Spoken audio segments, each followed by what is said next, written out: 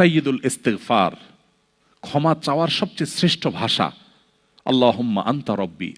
কত মধুময়, কত অর্থবহ, কত ঈমান জাগানিয়া, কত আপনার ঈমানি স্বাদ জাগ্রত করার মতো একটা দোয়া। আল্লাহুম্মা আনতা রব্বি, আল্লাহ আপনি আমার রব, আপনি আমার পালনকর্তা।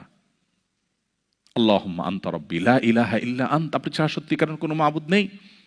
ওয়া আনা আবদুক ওয়া আনা আলা আহদিকা ওয়া ওয়া'দিকা মাস্তাতা'তু, আমি আপনার গোলাম, আপনার সঙ্গে আমার ওয়াদা রক্ষা করার আমি চেষ্টা করি, মাস্তাতা'তু, যতটুকু সম্ভব হয়।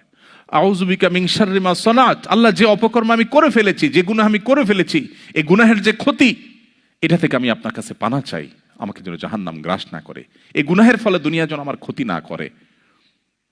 আউযু বিকা মিন শাররি মা সানাত আবুউ লাকা বিনি'মাতিকা আলাই, আল্লাহ আপনি কত নেয়ামত দিয়েছেন আমাকে, কত মানুষ কত কষ্টে আছে, আমাকে কত সুন্দর লাইফ আপনি দিয়েছেন।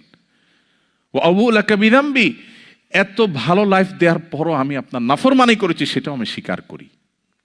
ফাগফিরলি, অতএব আপনি আমাকে ক্ষমা করে দিন। ফাইন্নাহু লা ইয়াগফিরুয যুনুবা ইল্লা আনত, কারণ আপনি ছাড়া আর কেউ ক্ষমা করে না। ভাইরা আমার, আল্লাহর কাছে চোখের পানি ফেলে সিজদায় গিয়ে একটু মাঝে মধ্যে একটু চোখের পানি ফেলে দোয়া করে কেঁদে কেটে দেখবেন, আল্লাহর কসম পৃথিবীর কোনো কিছুতে এত স্বাদ নেই আল্লাহর কাছে ক্ষমা চাওয়ার যে স্বাদ। কারো কাছে ক্ষমা চাইলে ভালো লাগে না।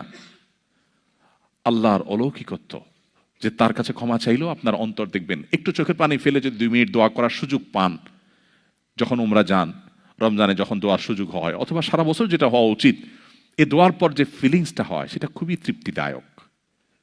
একটু চোখের পানি ফেলার পর, একটু দোয়া করার পর অসম্ভব ভালো লাগা কাজ করে, যেটা পৃথিবীতে অন্য কোথাও হয় না। কারোর ভয়ে কাঁদলে আপনার ভালো লাগবে না, বাট আল্লাহর ভয়ে কাঁদার পর আপনার ভালো লাগা কাজ করবে।